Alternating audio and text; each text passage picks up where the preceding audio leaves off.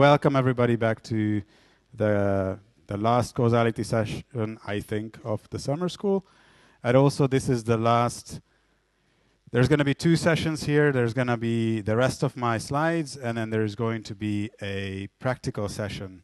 Now, I wanted to have the practical session so that I put it on Colab, for those of you who know, so that you can all follow along in your browser and actually do the exercise yourself. But that's probably not going to work because the Wi-Fi is sometimes not working. So I'm just going to go through it on my own computer, and then I'm going to send out the email, the link to that notebook, and then you can play with it later, potentially. It's also going to be a very safe lecture to do because this is the last one. Nobody has any brain power left to concentrate, and then we are all going to a wine estate, and alcohol inhibits memory formation, so you're not going to form any long-term memories of my lecture, other than it being uploaded to YouTube or whatever. So I wanted to start, again, stop me if anything is unclear or you've forgotten stuff from yesterday that you want me to go through again. Some bug fixes from yesterday. After the lecture, some people came to me and pointed out that I had a couple bugs on my slides, and I just want to say that I hear a lot of ahs. So if you were wondering why the red plot looked like the green plot and not like the blue plot, it's because I mistakenly put X here, and I was meant to put Z or Z.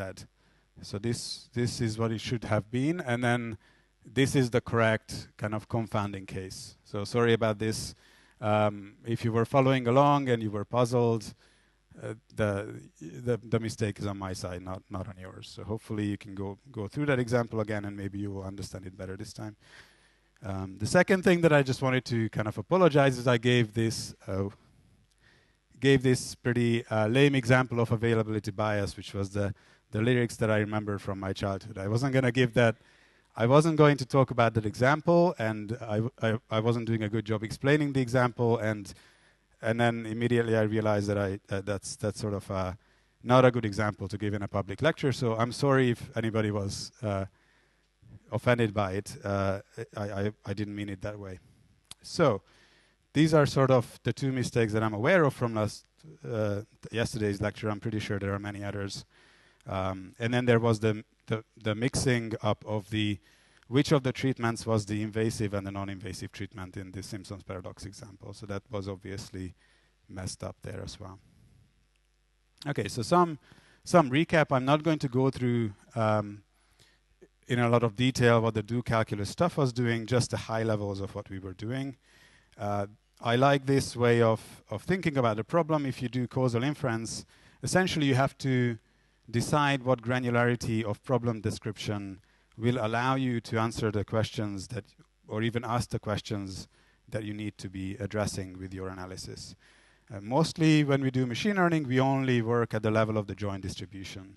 And it doesn't matter if you're Bayesian about it or you use a deep neural network, so long as your analysis only looks at the joint distribution of the data, there are certain questions you won't be able to answer. For example, how is the system going to work under an intervention? Or if my assumptions change, or if I'm in a different regime, can I make predictions about how the system is going to behave in that scenario?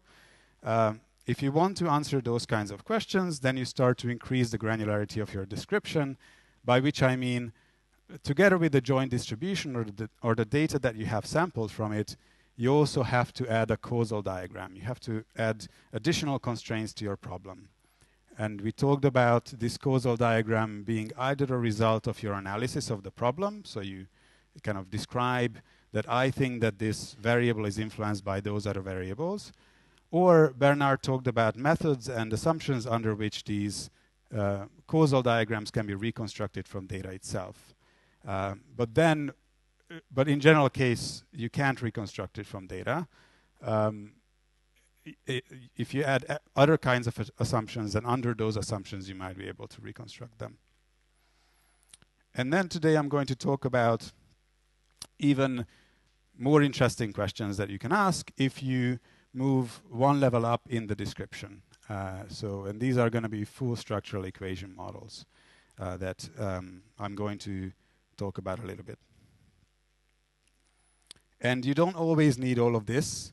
Some questions can easily be answered by just looking at the joint distribution. So the art of causal inference is to figure out what you actually need to answer or pose the questions that you're working with. And we talked about interventions. What happens, what happens if I give a drug to a patient and in a randomized controlled trial setting, what would happen in that scenario? If you want to reason about this without actually running the experiments, then you need to have the graph on top of the joint distribution. And we talked about how do calculus allows you to exploit properties of the graph to be able to calculate a larger set of conditional probabilities, these P of y given do x type things that just a joint distribution does not fully specify. So this is what a causal diagram looked like. I'm going to actually have a lot of screenshots from Leon Buteau et al.'s paper today. And this is a screenshot from there. This is the online advertising system that they consider. So you have the user's intent, which is some hypothetical variable that we can observe. We can observe the query, of course, that they enter to the search engine.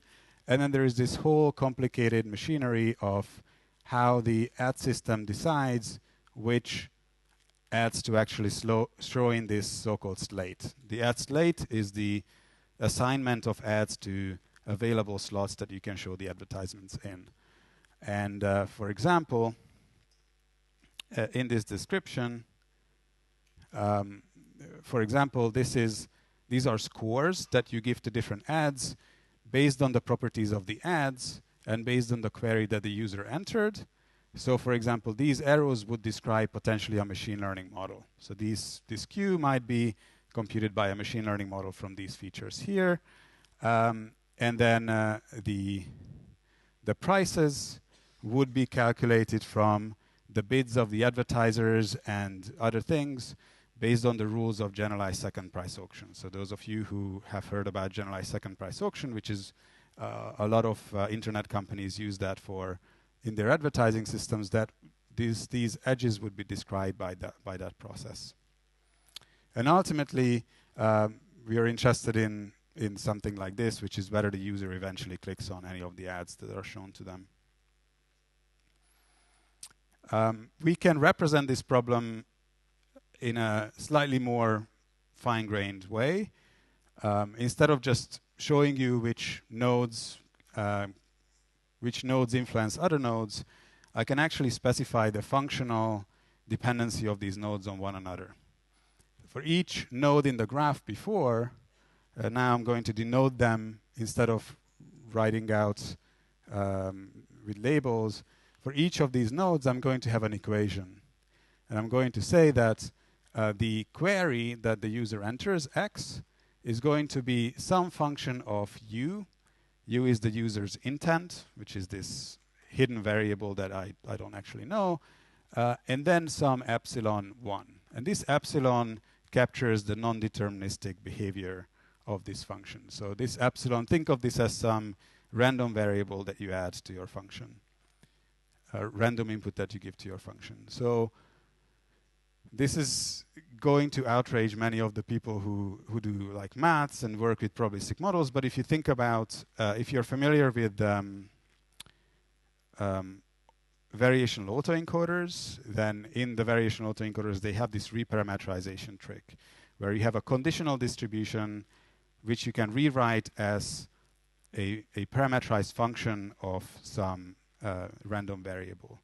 So you can think of these functions as the reparametrization trick applied to the conditional distributions that would describe your problem. So this may not have been meaningful for everybody, but those of you who know what reparametrization trick is, maybe you can make that connection here.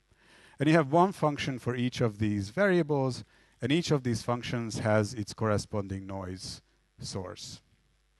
And if the function doesn't happen to use the epsilon, then you just have a deterministic relationship between the variables. So deterministic behavior is also possible in a model like this. So for example, you have this F4 which is a function that describes how the scores Q given to the different ads, which is like our predicted probability that the user is going to click on it, is calculated from X and A, where X is the query term that the user entered to the search engine, and A are some kind of feature vector of the advertising, the available ads that I can serve. And this F4 can in fact be described by, for example, a deep neural network or some sort of other recommender system that scores the ads. And it can be deterministic. It always gives the same answer given the same inputs. Or you can imagine it having some kind of noise added to it and explore different scores for the different ads. And by and large, you can go between this representation and that representation depending on what kind of questions you want to ask. For some kind of questions, this representation is going to be the most useful one you can work with. If you want to do calculus, then you only need the graph and reason about properties of the graph. There is another representation that you can, which I'm not showing here. Okay, I'm going to show another representation later. This is what happens when you write your slides a couple of minutes before the talk.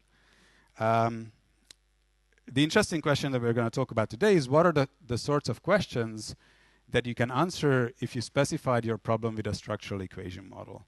And as it turns out, you now have an even larger set of questions that you couldn't pose by just doing this do calculus thing before. If you work with structural equation models, you can ask a further set of questions, which are going to be called counterfactuals.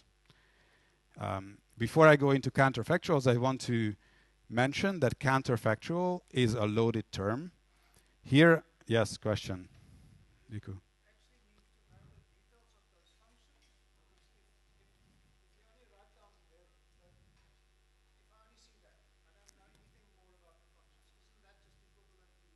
Yes, that's a good point. So if I just write down this, but I don't know I can't look inside the functions, and I don't know what the function is actually doing, I just know that there is a function, then this representation is nothing more than the graph representation. You can just draw a graph and draw an edge every time the function corresponding to this variable depends on that thing. But then you can go, if you add more information to your system and you actually know what these functions are doing, so you can evaluate them, for example, then then you specify your problem a little bit more. And to answer counterfactual questions, which I'm going to talk about, you actually need to know what these functions are doing. If you just want to evaluate interventions with the do calculus, you don't need to look inside these functions. You only need the graph structure of these functions. Is this the sufficient answer? Okay. So what I wanted to say is that counterfactual is a loaded term. Here, when I'm talking about it now, I'm going to use it the way, say, Judy or Pearl uses it in his book, to mean a very specific kind of question you can phrase. So a counterfactual is a particular type of statement, which I'm going to specify and give examples of. But more generally, people use the term counterfactual to mean all things causal. So counterfactual machine learning, for example, is if you do machine learning with some causal inference aspects of it. So you can use counterfactual to mean pretty much anything that has to do with causal inference, or you can mean it very specifically to denote these types of questions that I'm going to say. So David Bly gave an example in the panel. So I thought I would repeat that. I don't know if anybody who remembers the counterfactual example that David gave. Who remembers the fact that he gave an example? Okay, nice. So it wasn't all for nothing. So the question was about U.S. politics. Here it is, and I'm going to sort of write it down line by line. So given that Hillary Clinton did not win the election, we know that Donald Trump won the election. So given this fact, we also know that she did not visit Michigan 3 days before the election. This is a fact. And then given everything else that we observe about the situation, we know a lot more things than this. Like we know what she was doing 7 days before the election as well, for example. So given all of this information, what can we say about the probability of her winning the election had she visited Michigan 3 days before the election? Okay, great. This slide is kind of messed up. Anyway, so imagine that instead of 2, I would have 3 there. Yes. So what can we say about the probability of her winning the election had she visited the state 3 days before the election? This is the probability that we want to calculate with a counterfactual. And David said that this is kind of difficult to wrap your head around because you're conditioning on the fact that she did not win the election. So how can you talk about the probability of her winning the election? And hopefully this is going to be clear after the explanation if this is difficult. But what was I going to say about this? But yeah, so in everyday life, we talk about this all the time. So we know that she didn't win the election, but a lot of people would say, had she visited Michigan 3 days before the election, the results would have been different. So in common language, we use these counterfactuals all the time. But the question is, can we formulate them in the language of probabilities or in the language of probabilistic reasoning? And the answer is yes, and these are going to be the counterfactuals. The other thing that I know that David said is that counterfactuals are difficult to explain. I wasn't going to talk about counterfactuals, but after that comment I said, okay, challenge accepted. I'm going to try and explain counterfactuals. I found that the most difficult aspect of explaining counterfactuals is English grammar, because if you learn English as your second language, you learn all of these like, past perfect and simple past and whatever. And normally you never need to really use those correctly because people are just going to know what you're talking about anyway. If you have to say anything counterfactuals, now you have to kind of be very precise on the grammar of how you phrase it. So if I make any mistakes on that front, I'm sorry. I'm probably going to mix this up in some examples. Here's another example that's very relevant, and there's a lot of work going on in this, which is counterfactual fairness. So let's say that we are looking at a situation where somebody who is, say, a female at a company did not get a promotion. And in counterfactual question, we would ask the question, was this because she was a woman? Like, would she have been promoted if she was a man? Like, this is the type of question we ask in counterfactual fairness. So how would you phrase that counterfactual? Given that you are a woman, and given that your promotion was rejected, and everything else we know about you, your performance in your job, whatever, would your promotion have been successful if you were a man? That's a counterfactual question.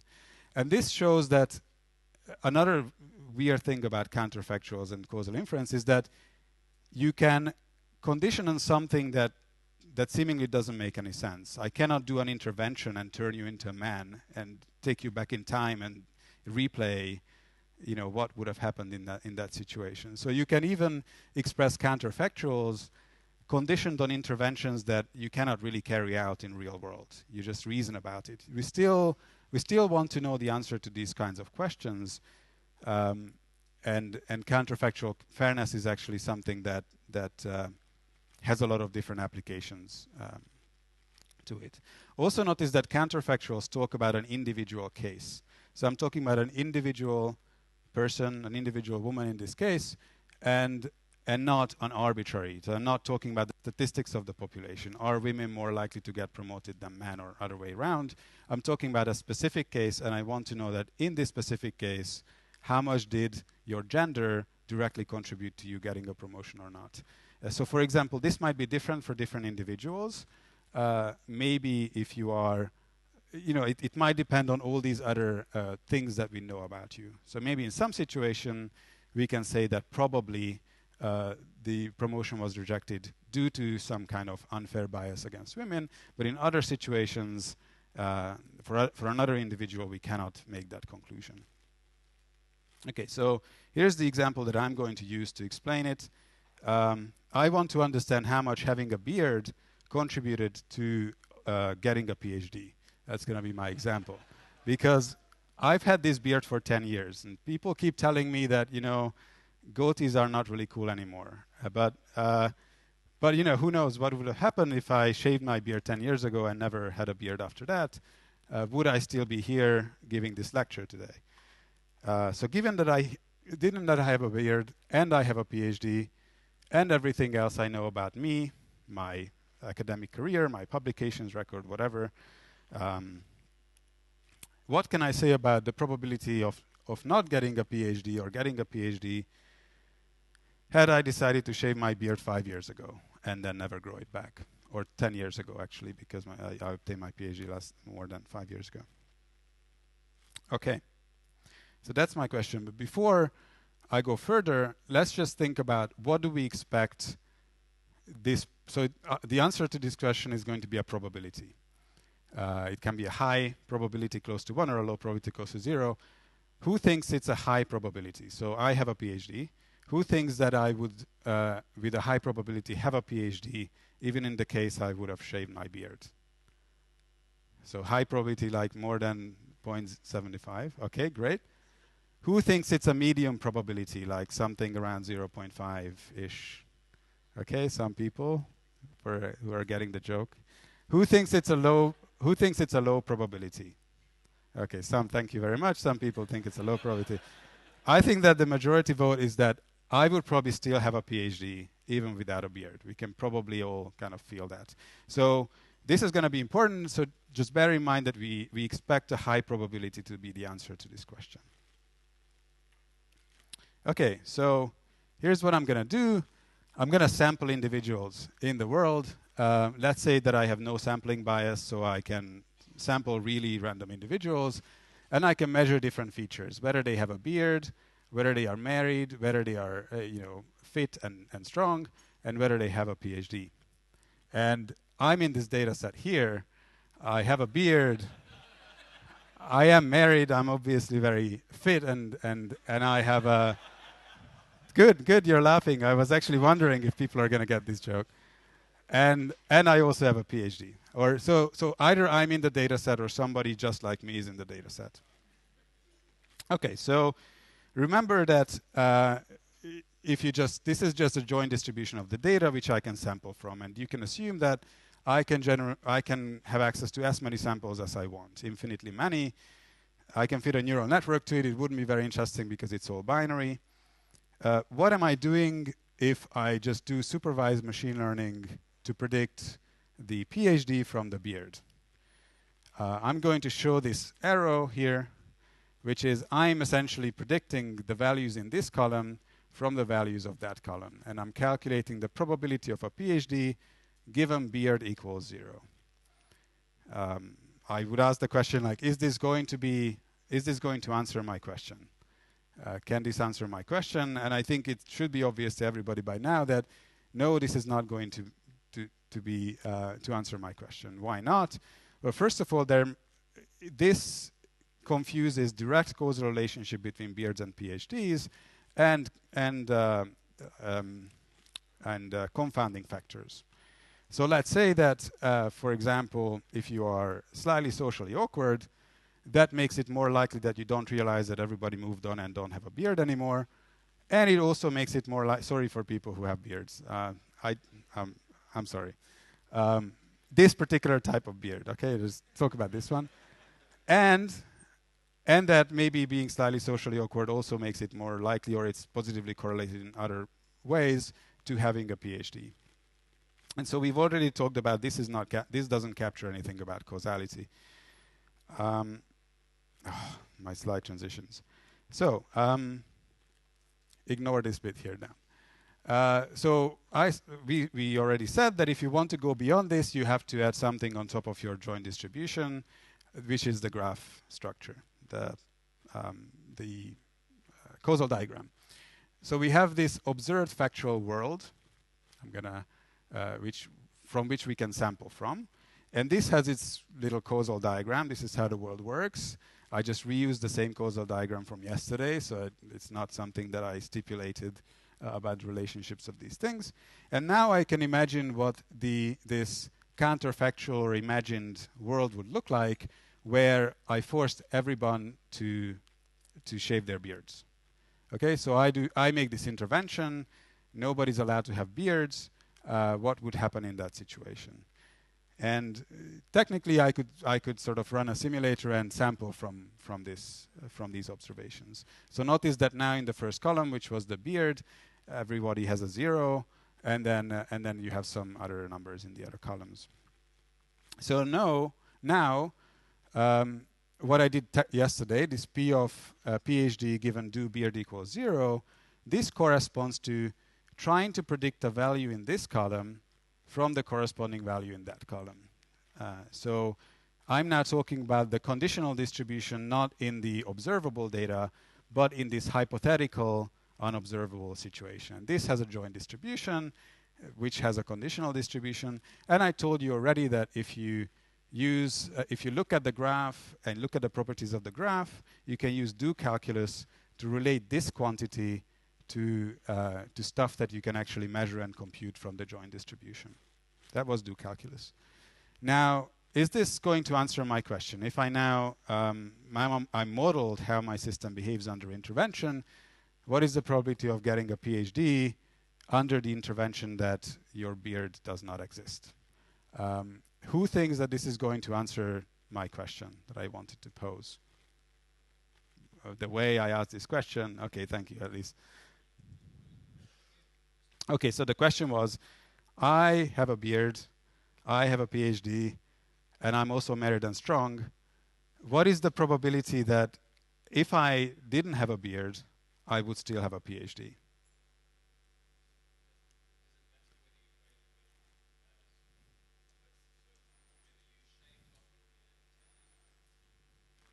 Or whether I was maybe born with a genetic disorder which would have prevented me to grow a beard in the first place, let's say.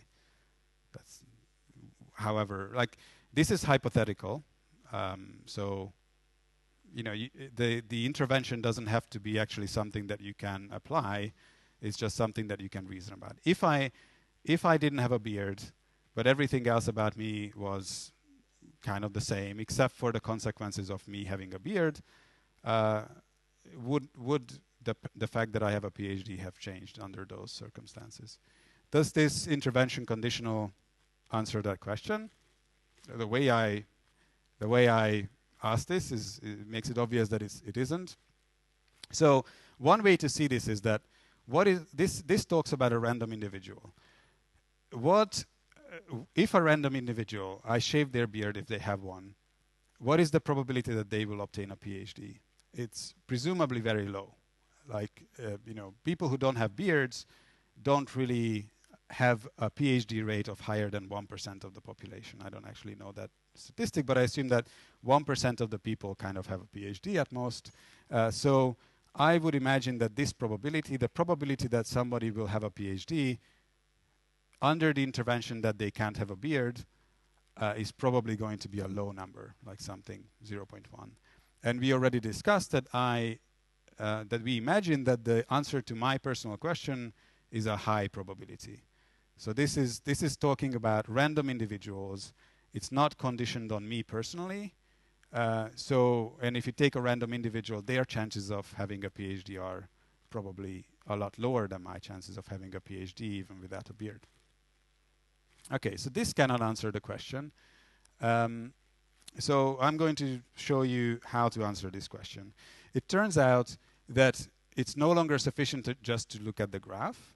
I'm going to have to explain this, I'm going to have to increase the granularity with which I describe the problem. And I'm going to have a full structural equation model. So I'm just going to show it like this. So instead of just having the arrows here, I now also know the precise functional relationship between these two nodes and the noise variables that feed into these Fs. And so if this is the causal, if this is the structural equation model of the observable world, the structural equation model of this imagined world is the same, except that the function that corresponding to the edge that I had to delete is now replaced with an assignment to a constant. So instead of there was an equation saying beard equals a function of something, something, something. I just replaced this with beard equals 0 for all the individuals. Question?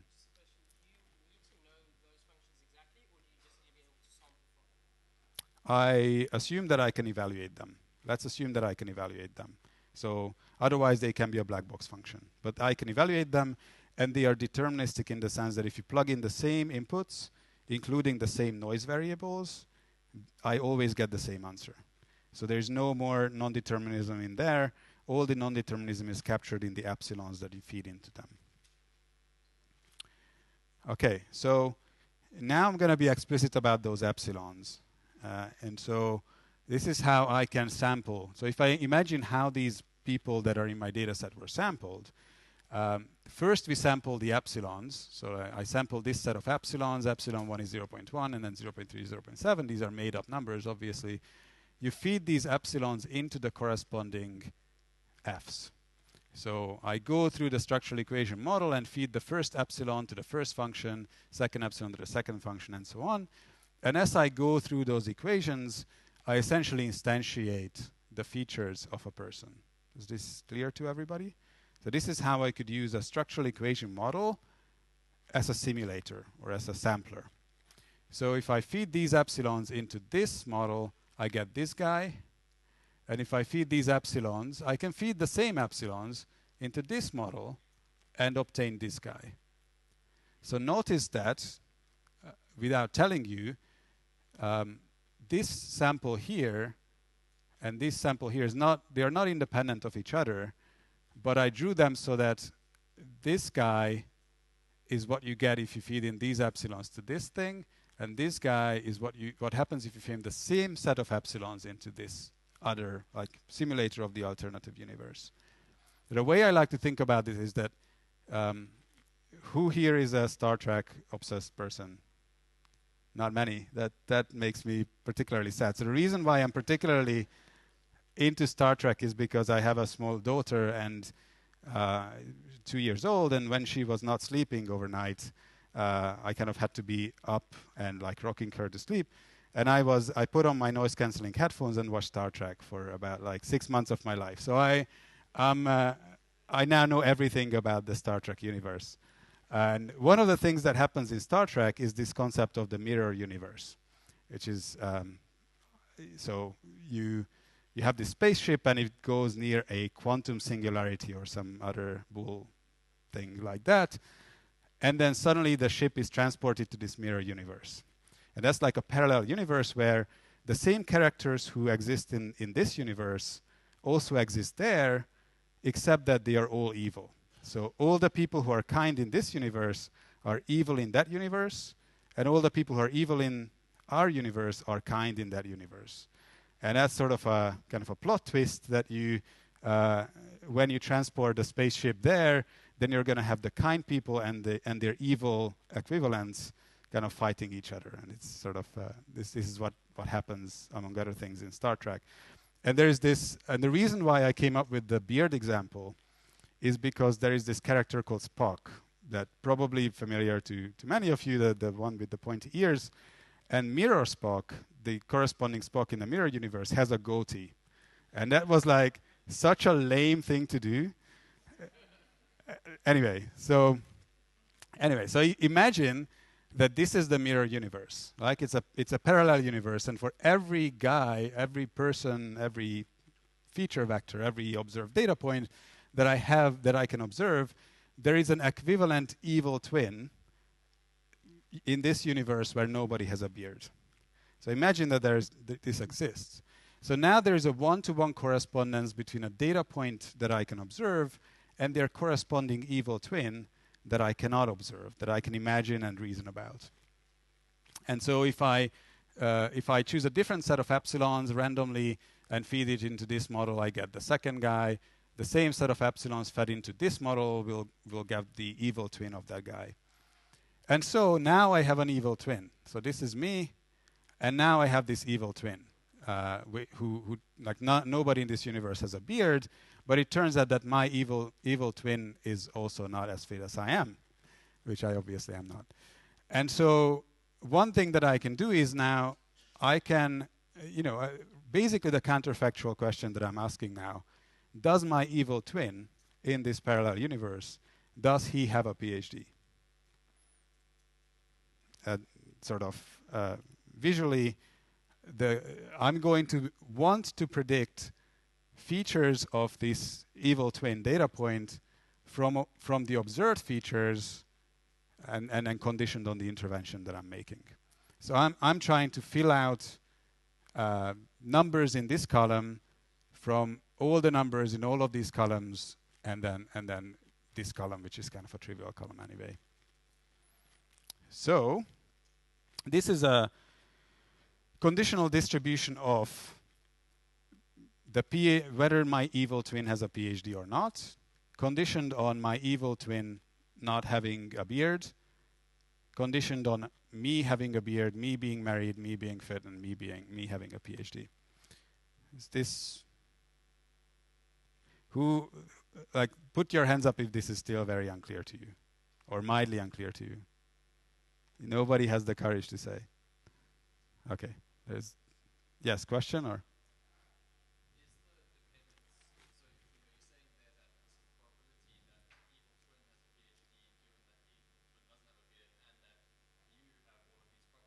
Yes. Does the conditioning on all of your properties purely come through the equations, or is it through the data itself as well? So basically, this is a conditional distribution, and you can plug anybody's features into here. And then you can ask questions about their evil twin. So if I can ask this question about my father, who, well, he has a mustache, so let's say that qualifies for a beard. So I can plug my father's feature vector here. So he's married, he's strong, but he doesn't have a PhD. Tough luck. And I can ask, like, what does my father's evil twin look like? Does he have a PhD? Unlikely. Like just making my father shave his mustache would not have changed his circumstances enough for him to actually go and do a PhD. And so now I have this big conditional distribution. Previously, when I was just calculating the intervention conditional, I did not condition on me. I just calculated probability of PhD star conditioned on beer star equals 0. But there was a special notation for this, which was the do calculus notation. A lot of people, by the way, don't like the do calculus notation because it kind of obscures what's actually going on. But then there is not much better that people can do. And now the difference is that because I explicitly represent these functions, I can and explicitly represent these epsilons induce dependencies between these columns. So previously, I could reason about the joint distribution of the blue things and the joint distribution of the green things. But now I can reason about the joint distribution of the blue and the green things taken together. This is what being explicit about the structural equation model allows me to do. I have another way to draw this. I came up with this on Tuesday, by the way, and then I came up with this on Thursday. So another way to draw this is this might appeal to people who are into GANs and deep generative models because this looks a little bit like that. So you start with some noise. This is the international hand gesture for noise variables, by the way. I don't know if you've noticed, but everybody kind of talks about noise like this. So you start with some noise variables on top, the epsilons. These are random. And then you feed these random numbers into this set of equations. So this is a much better picture because I actually wrote the equations here. So you take these epsilon, feed it into the first function, you get u. You feed u and the next epsilon into this function, you get z. You feed u and z and the next epsilon into this thing, you get x. And then you feed u and z, you don't actually feed x now, and epsilon 4, and you get y. And if you do this, you run this script, so to speak, then out pops these four numbers, u, z, x, and y. And I use capital numbers, capital letters, because that's kind of, these are random variables, and it's more probabilistic looking that way. So I can then feed the same epsilon simultaneously into what you can think of as the simulator of this parallel universe. Um, so this f1 is the same f1 as I had here, and I feed the same epsilon here. The only difference is that now, instead of instantiating x by evaluating f3, I simply set it to the value of x hat. And out come 4 other variables. Notice that in this universe and the parallel universe, the value of u is the same, because the intervention did nothing to u. So if epsilon is fixed and f1 is the same in all worlds, both of these u and u star are actually going to be the exact same thing. So think of these as a joint generative model of the things you can observe and the things that live in this parallel universe which you cannot observe but you can reason about. And so now, because this structural equation model and the corresponding distribution over epsilons induces a joint distribution over these variables, I can now reason about conditional distributions. What is the probability of y star? What is the probability distribution of y star conditioned on all of these variables? So x, y, u, and v. X, y, okay, u and v. Sorry. And conditioned on x star being x hat. But this conditioning, by the way, you can drop, because x star always deterministically takes the value of x hat, so it doesn't matter if you condition on that or not. It provides you 0 information either way, but it's nice to be explicit about this.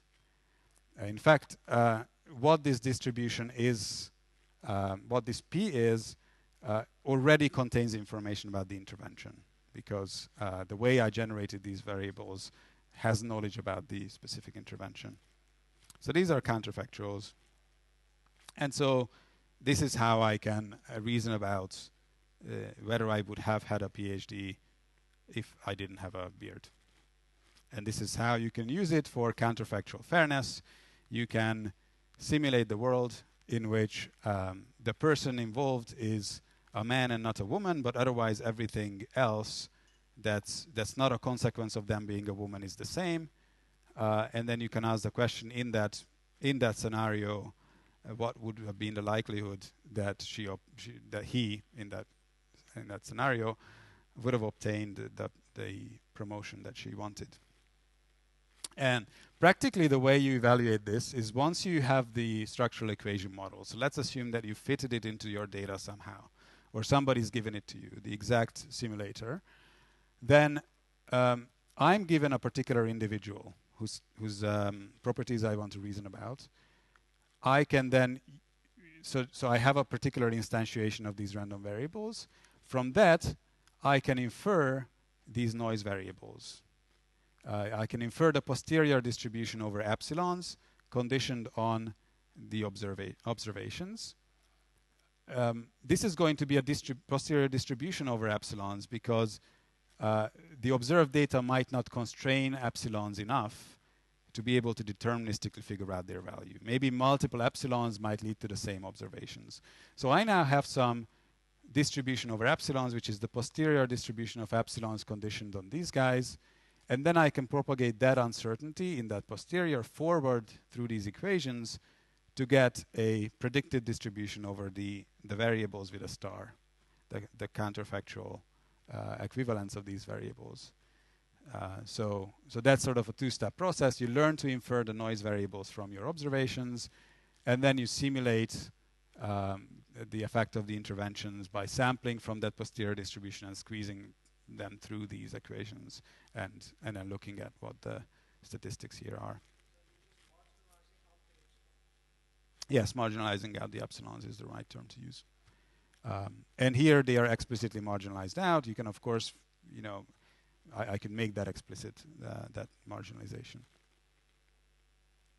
So in a way, when you reason about counterfactuals, I always felt that you have to be very Bayesian about the world, because this reasoning only works if you accept the fact that this is actually the true data generating process. If this is only an approximate model of the world and not the true model of the world, then you can't be really certain that these distributions that you get describe the real world in any way. But then this parallel universe doesn't actually exist. So you can't reason about them without being Bayesian. Question there. But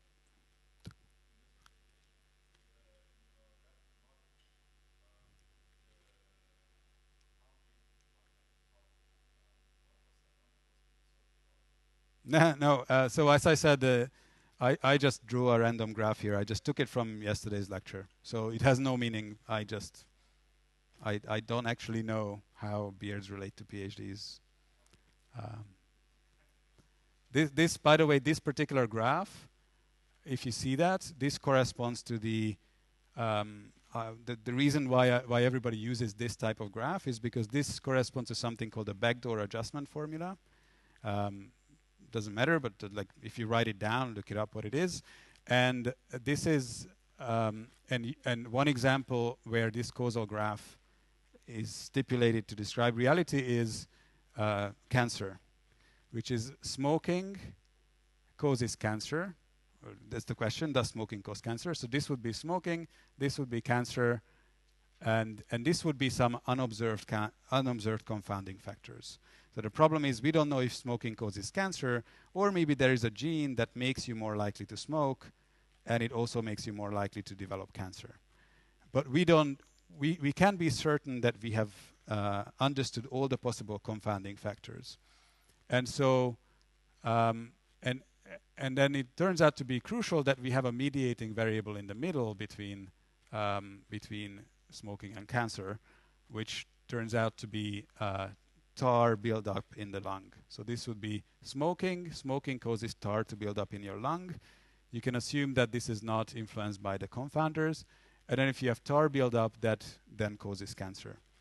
And it turns out that if you now wanted to calculate what is the causal effect of this variable on that variable, you can do this even if you can measure the confounders. So this is something very profound. Like this is how you can make statements about whether smoking causes cancer, even if you can't map out all the possible confounding factors. So this is sort of a poster child of what do calculus can do for you.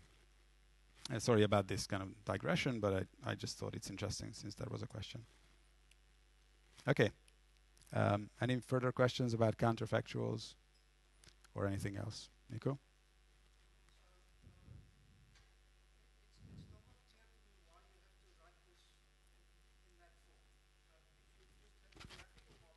Mm-hmm.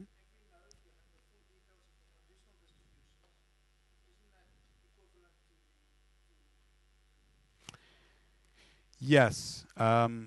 So if you have if that's actually true, and this is something where so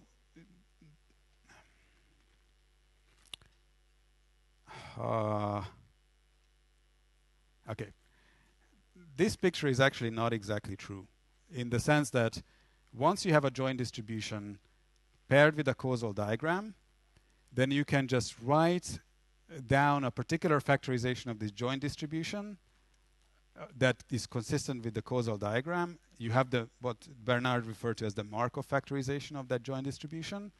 And that is in fact equivalent to the full structural equation model, almost equivalent.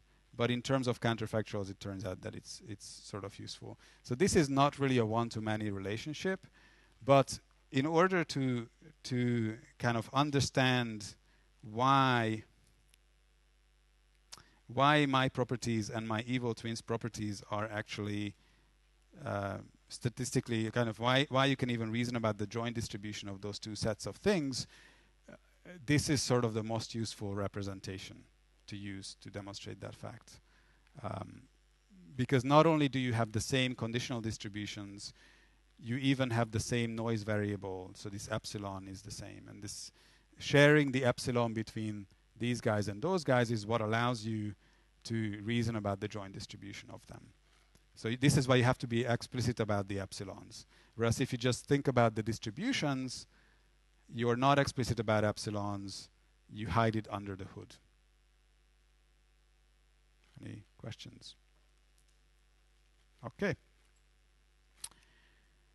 So that basically concludes my overview, and this is sort of, I now recommend that you might want to read Judy Appro's new book, because this is basically what it goes through, and hopefully you now start with some kind of intuitions that will help you make a little bit more sense of what is actually discussed there. So just a summary, if you only reason about the joint distribution, you can't really answer questions about how stuff works under intervention. If you now have a graph as well as a joint distribution, you can answer these intervention conditionals. And if you have structural equation models, you can start reasoning about these counterfactual questions. And I wanted to relate this back to this page from Julia's book, which shows you the three rungs of the causality ladder, which correspond to this my ever-growing sets of things. So at the lowest rung you have association, then you have intervention, then you have counterfactual. So this is sort of the equivalent. If you come across this in the book, this is how you can relate it to this talk. And this, by the way, I couldn't find the slide from Bernard's presentation, but Bernard had a table that I think was very popular, which showed what different levels of representation can or cannot do. Again, this is just another way to say the same thing. Okay, so I have half an hour left, and then a break, and then we do the practical. So in this half an hour, I just wanted to show you some of the research, some recent, some not so recent, that uses counterfactual reasoning in online systems, online advertising and recommender systems. And I'm showing you this just to again hammer home this message that it's not just about healthcare. So you can apply this if you work on recommender systems, and in fact you should. And these are some of the things that I'm also working on right now, and apply it to our work. Again, now I use the word counterfactual not to mean the counterfactual we've been talking about for an hour, but to generally mean counterfactual reasoning, which is when you try to reason about what happens if you under changing conditions. This is a very, very good paper that I recommend that you all read, and I've shown you a bunch of things from this already. Counterfactual reasoning and learning systems. This is from 5 years ago, so by machine learning standards, this is like a very, very old paper, and it's been very influential, and it's also an extremely well-written paper. It's a long one from JMLR, so it's going to take you some time to go through all of it, but I think it's very well explained. So I showed you this already. This is the causal diagram for online advertising. Roughly what happens is the user comes to the website, they query a search term. You have some ad inventory, which is all the all the ads that are available to show to this user. Based on the query, some ad inventory items will actually qualify. So when advertisers say, I have this ad, but I only want to show it to users who search for counterfactuals or something like that, or search for dinner. And then, so this is sort of a filtering step. Given the query, what are the ads that I can potentially show? And then the advertisers also submit bids. Like, how much is it worth for me if I can show my ads to a user? And this is also conditional on the query. Like, maybe if somebody searched for counterfactuals, I really want them to end up on my website because this person is already interested in causality and probably knows enough. But if somebody searched for, I don't know, researchers in Cambridge, I'm less interested in that query or whatever. So the bids can depend on the context as well. And then the ads, together with the query, get scored. So this might be a big neural network, for example, doing something. Based on the scores, based on the ads, you rank them. And this ranking then takes into account the bids that the advertiser set as well. So if if the advertiser's bid was higher, then they are more likely to end up in a more prominent position. So this slate is essentially a mapping of all the available ad slots to the actual identity of the ads that are going to be shown there. So this is that. And then prices, this is the rules of generalized second price auction, is that based on these things, you calculate how much you actually charge the advertiser, which is, under some circumstances, this is strictly lower than the bid. Basically, if my bid is $10, so I am willing to pay $10 to show this ad to people, but if nobody else, no other advertiser is competing for that bid, I get it for cheaper. And the auction mechanism kind of specifies this price. Based on the prices, based on this slate and based on the user's intent, we now render the website and the user might click on any of those ads that are shown. And then based on the clicks and based on the prices we calculated, we actually charge the advertiser, and that determines what is our revenue and how much the advertiser pays for that click. Usually advertisers only pay when their content gets clicked.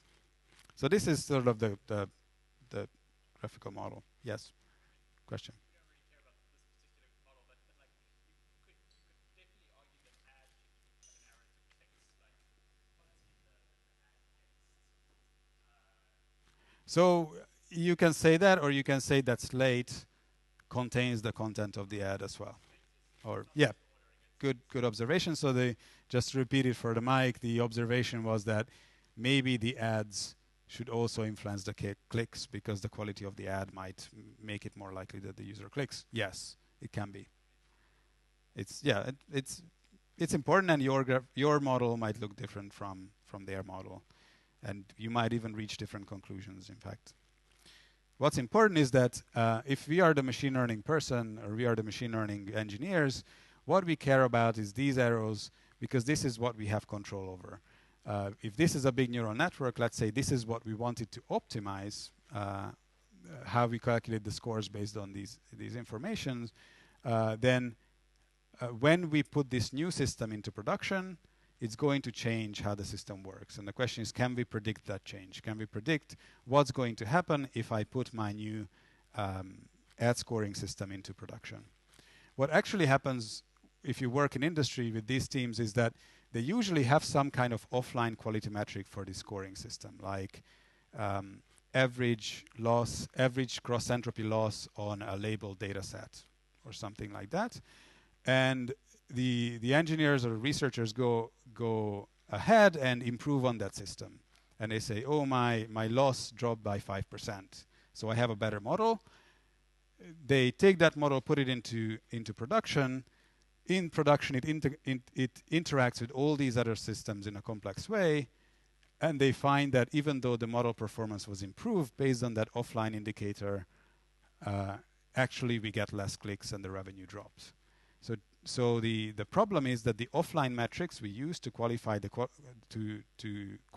the quality of our models does not correlate with how well the model does in an online A/B test or in an online live scenario. And I don't know how many of you have found this, but this is a very common phenomenon that I've seen in many different situations.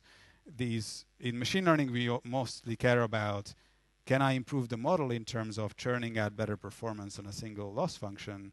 But if my loss function does not describe what I actually should be optimizing for, it doesn't matter if I can improve the benchmark, because at the end of the day, I wasn't optimizing the right thing. Okay, so this is the graph. You can write the equivalent structural equation model with these. I've shown this to you already, and again, this is the function Q that encapsulates our scoring system, maybe our big neural network.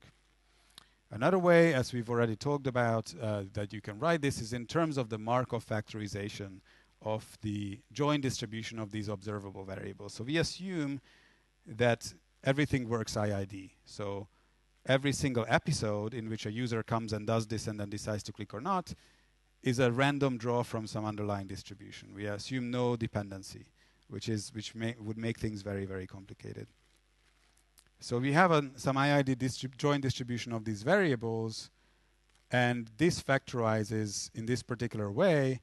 And so long as these factors are consistent with the causal diagram, this description is sufficient to make causal kind of predictions.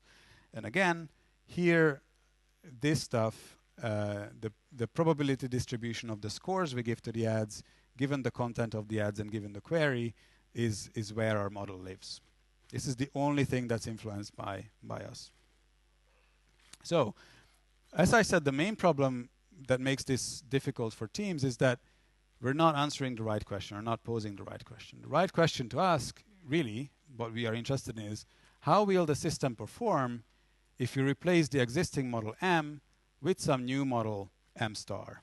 So let's say that there was a neural network in production, and now I have a more complicated neural network with LSTMs in it or something. And I want to know how well that system is going to perform.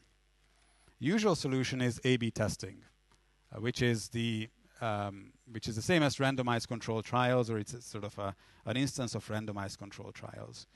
So one thing that I didn't mention, even though maybe I should have, is that if you want to predict what's going to happen under an intervention, the easiest thing you can do in some situations is just to actually do the intervention and see what happens. And this is what a randomized control trial would do. And in healthcare, you see a lot of those. In industry, we have A/B testing. We show the model M to, say, 95% of the traffic, and we route 5% of the traffic to this new model M star, and then we can directly compare their performance, so long as the traffic is allocated randomly to the different models. Now, this has limitations. So this just amounts to actually trying M star in a percentage of traffic.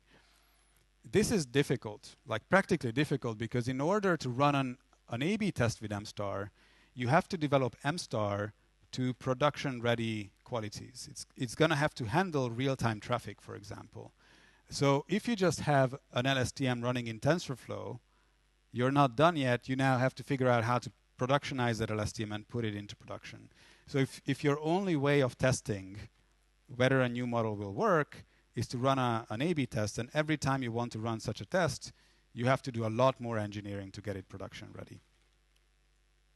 It's also time consuming, because depending on the volume that your website sees and depending on the statistics of the data, it might take multiple days until the A/B test shows a significant difference between the two variants. And this is coupled with it being inefficient in the sense that you can only test so many models at once. You can't really arbitrarily fragment your traffic to a lot of different tests that you're running.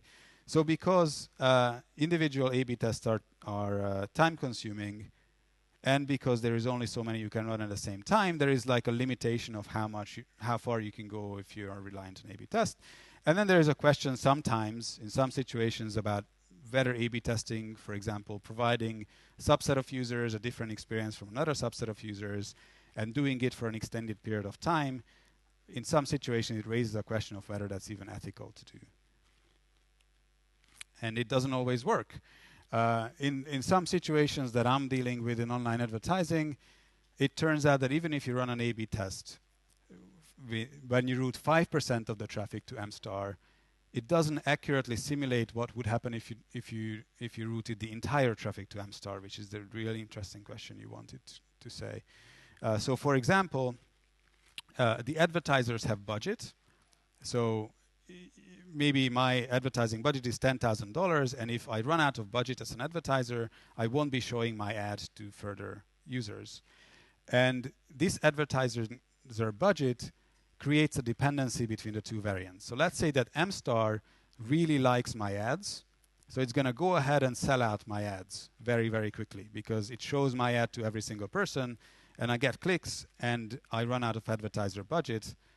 But then M, the old model, will not be able to show my ads anymore because I run out of budget. So if there are dependencies like advertiser budget and other things, then even A/B tests might not be technically a possibility to run. Okay, so we are going to talk about offline A/B testing, which is this term that can we, in fact, predict what I would see on an A/B test without actually having to run the A/B test, based on the data I already have. And so we're going to reformulate the question as a counterfactual question. How would the system have performed if, when the data was collected, let's say over the last week, we had replaced model M by model M star? So instead of a forward-looking question of how will my model perform, we ask a backward-looking question, which is on the data I already collected, which was collected with M in the system. In that same condition, what would have happened if instead of model M, we would have had model M star? So it's sort of a counterfactual question of a certain kind. Yeah, and sometimes these questions, counterfactual questions, are also just referred to as what-if questions. You're trying to imagine what would have happened if. Okay, so here's how we can do this.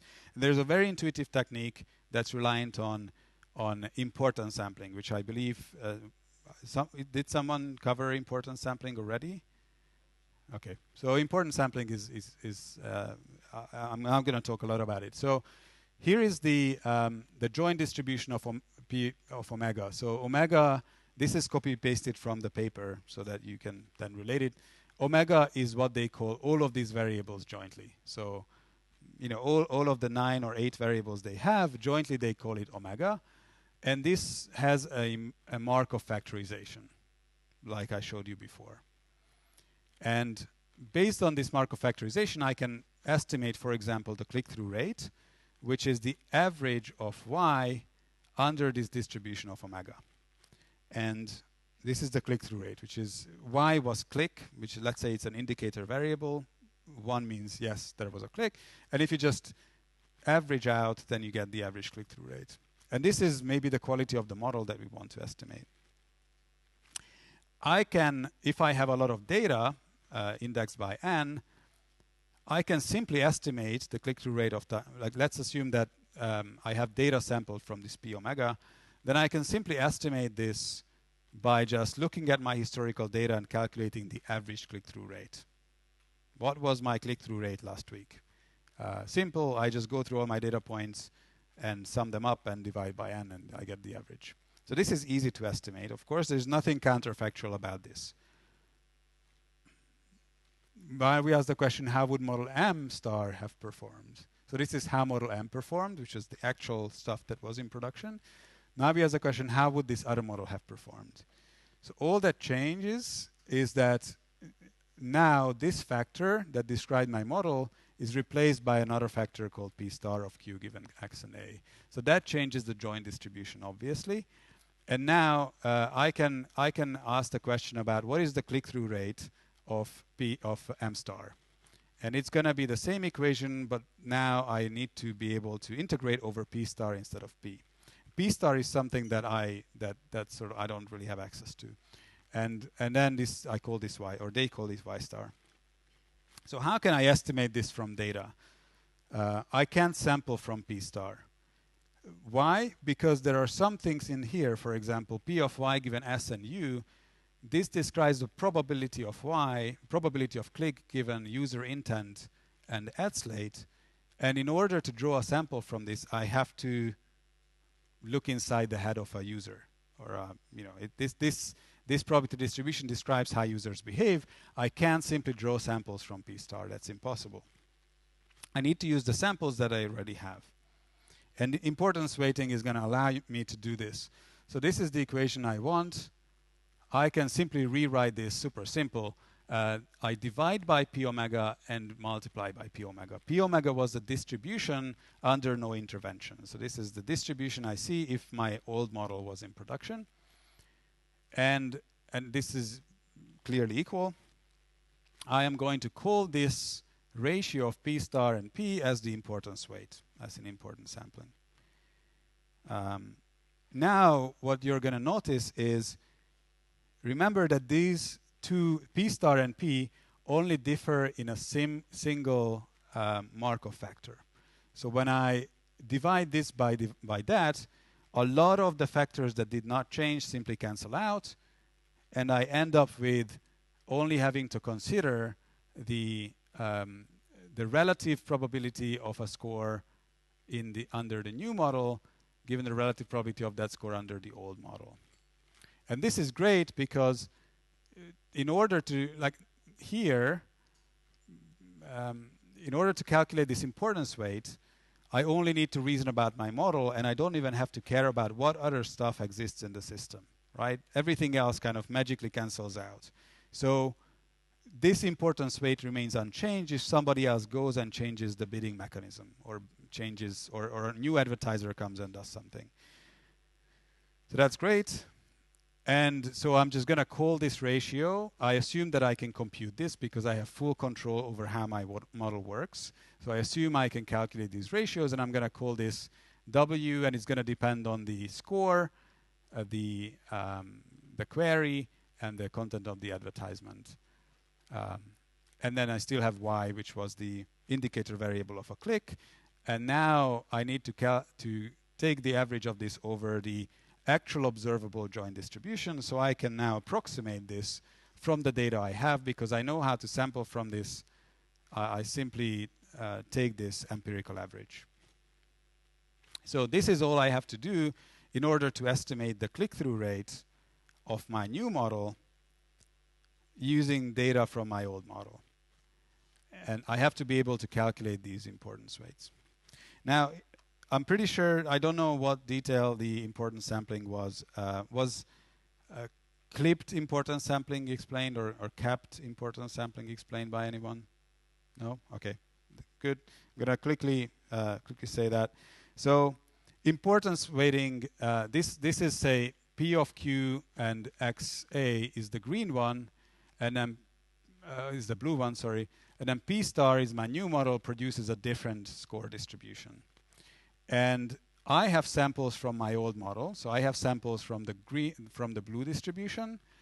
And I want to see what would happen under a green distribution.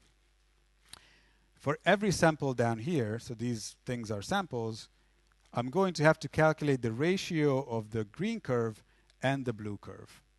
And if these two distributions are nicely overlapping, they are similar to each other, that ratio is going to be relatively well behaved. So I'm showing this ratio here. It turns out that if you take the ratio of the PDF of two Gaussians, you get something that looks like a Gaussian. It's just, but in reality, if these are not Gaussian, then you get something slightly more interesting.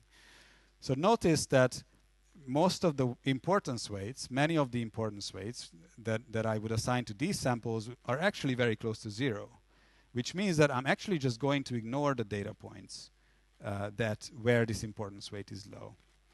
And then on these samples, the importance weight can go all the way up to 2. What this means that if this is an example which is much more likely under my new model, it's much more likely that my new model would have sampled this score than my old model, then I'm going to take this data point into account with a double weight. But here, this is a data point that my new model doesn't like to sample. My old model sampled a lot here. I'm just simply going to essentially ignore these data points because these would be scenarios that are very unlikely under my new model anyway. Now the problem is that if the overlap is small, so now you have two very narrow distributions. This is what the likelihood ratio is going to look like. For most of the samples, it's going to be 0 or close to 0, and then it blows up, and then for most of the samples, it's almost infinite. So if there isn't sufficient overlap between the new policy, the new scoring policy, and the old scoring policy, then importance weighting is going to work very poorly because most of the weights are going to be 0, and then some of the weights are going to be infinite. So your estimate is going to have a very, very high variance. You need a lot of data points to bring down that variance. So importance sampling is a nice idea, and it can be used a lot, and we use it in industry a lot. But it requires models M and M star to produce non-deterministic scores. If they would produce deterministic scores, that would mean that both of these are like Dirac deltas, and the overlap between two Dirac deltas is nothing. There is no overlap. So it requires them to have overlap, which means that your scoring policy has to be random. And this can be connected to the exploration-exploitation thing in reinforcement learning, is that if you don't explore, if you use a deterministic policy, you won't be able to tell anything about these counterfactuals. You need sufficient overlap so that the counterfactuals can be estimated from data. And I think this is a very interesting research direction, connecting counterfactual estimations to potentially the study of exploration, exploitation, or noise in reinforcement learning systems. Requires overlap.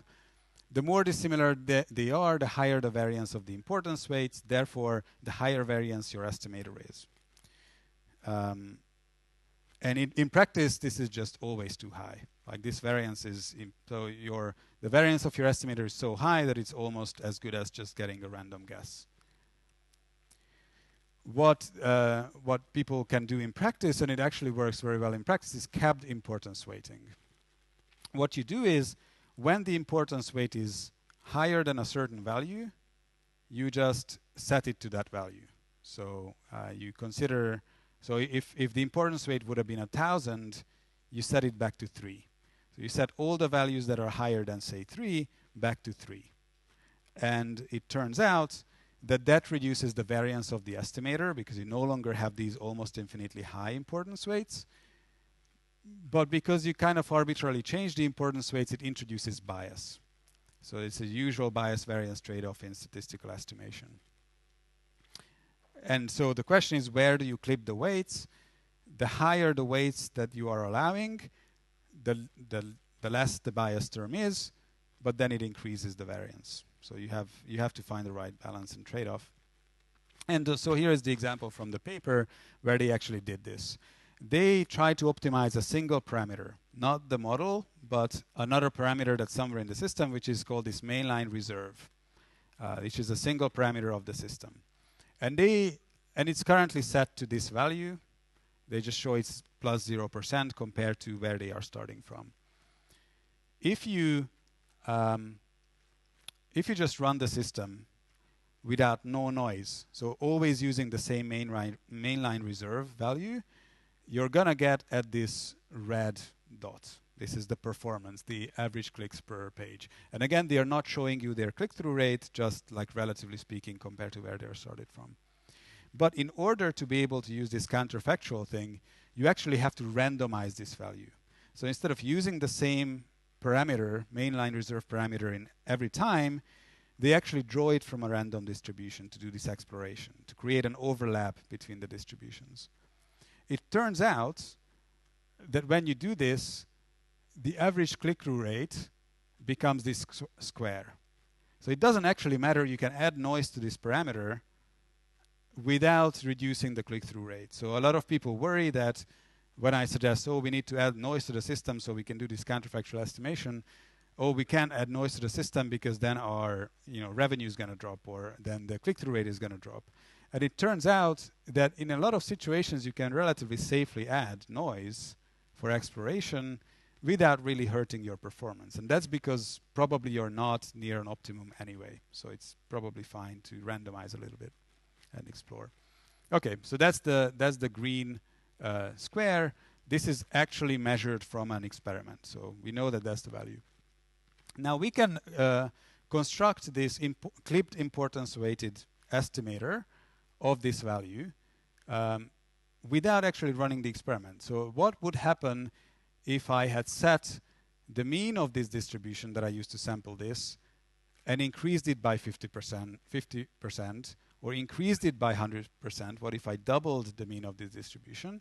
Or what if I reduced it by 50%?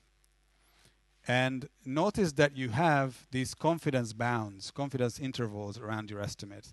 And this is because the more you try to reason about changing this value to a distribution that no longer has a nice overlap with the actual distribution it was sampled from, your estimate is going to have a higher variance. So this is what these confidence bounds show, which means that I can relatively well predict what's going to happen up until this point and up until that point, because the amount of noise I added for exploration allows me to make these predictions without running an experiment. But my estimates are going to have a high variance if I try to reason about situations that are very, very dissimilar from what I'm actually observing. Okay, so they then went on and said, okay, if I reduce the mainline reserve by, say, 20% or whatever this number is, then I predict that the click-through rate would actually increase. And I can make that prediction without running an A/B test. And now what they do, they actually run the A/B test. They actually changed it in production, and they measured, and they got the green dot, the empty green dot, and it was right in the confidence interval, and it's all fine. So the point is, before you do trial and error, try what happens if I do this in an A/B test, you can actually reason about and predict what would happen if I change this parameter in the system. And remember that this is a complex system with lots of moving parts, so making these predictions is not exactly trivial. All right, I'm going to whiz through the last couple slides. Just a couple paper recommendations, which I think is useful. I recommend Torsten Joachim's work if you're specifically interested in online systems, recommender systems, and Torsten works a lot with these systems. And this paper, Counterfactual Risk Minimization, is related to the idea that we discussed, and it's also an influential paper. And then there's a more recent paper, which is a review paper for online A/B testing for recommender systems, which is written by a bunch of people from Criteo Research.